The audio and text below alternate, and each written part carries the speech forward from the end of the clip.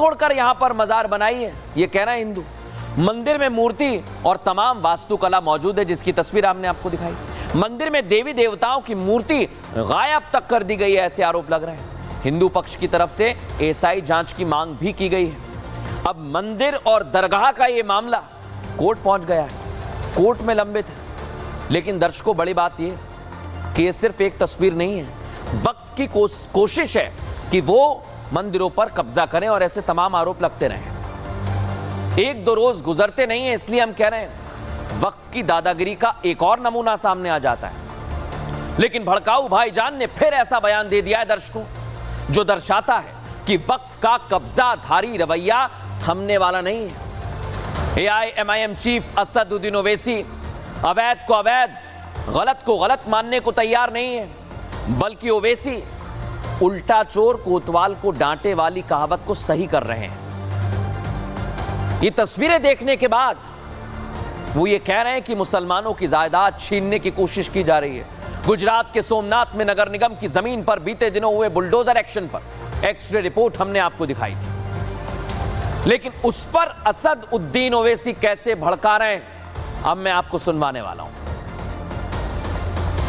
मोदी चाहते हैं कि जिस तरह गुजरात में 1200 साल पुरानी हाजी मंगरोल शाह की दरगाह को शहीद कर दिया गया, मिसमार कर दिया गया मस्जिदों के साथ, वही हाल पूरे भारत में अगर ये बिल कानून बनता है तो करना चाहते हैं। अब मैं ये कहा कि वक्फ यूजर खत्म करके मुसलमानों की जायदादों को, मस्जिदों को, खानकाहों को, दरगाहों को, मस्जिदों को, कब्रस्तानों को छीनने की साजिश हो रही है, तो लोग मेरी बात का यकीन नहीं कर रहे थे।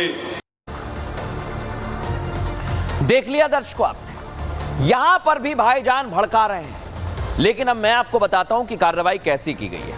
ये आप देखिए, सोमनाथ मंदिर से करीब 1.5 किलोमीटर दूर पर बुलडोजर एक्शन हुआ था। ये एक्शन जो दिख रहा है 58 एकड़ की सरकारी जमीन थी, सुन लीजिए, और इस पर अवैध कब्जा था जिसे हटाया गया है। कई मस्जिदें थी, मज़ारें थी और दरगाह थी जो अवैध तरीके से बनाई गई, उन्हें जमींदोज किया गया है।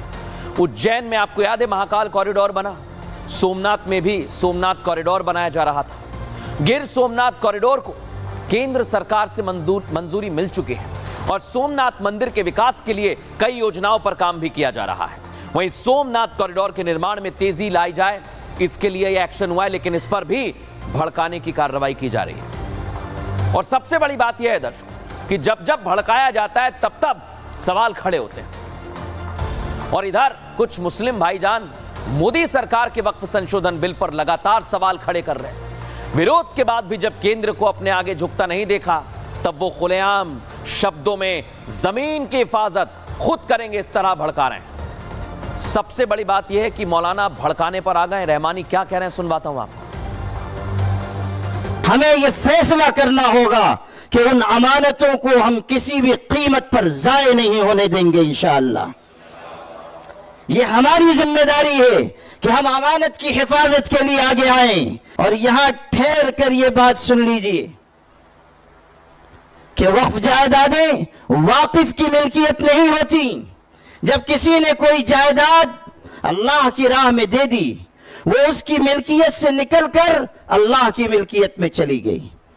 अगर हुकूमत उन जायदादों पर बुरी निगाह डाल रही है जो अल्लाह की मिल्कियत है।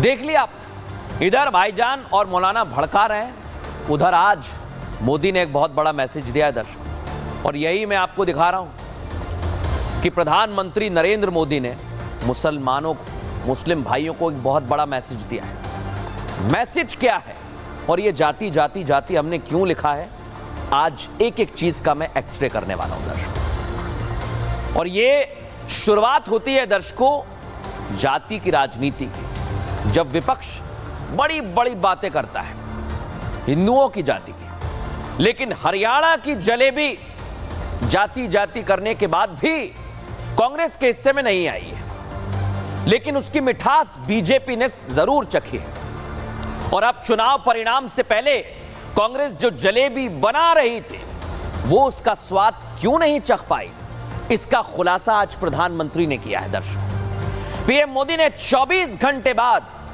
देश के सामने रख दिया है वो सच।